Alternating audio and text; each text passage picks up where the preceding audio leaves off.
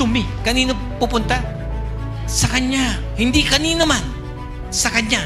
At ang sabi niya, all you who labor and are heavy laden, and I will give you rest. Alam ba ng Diyos ang dinadala ng tao? Kilala ka ng Diyos. Alam ng Diyos nangyayari sa buhay mo.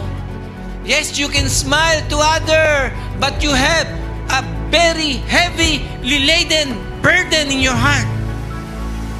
That's why God is calling us. Pero sana dadangin natin a call we will not refuse. An offer we should not refuse. Kasi ang sino man hindi tumanggi, ang sabi, I will give you rest.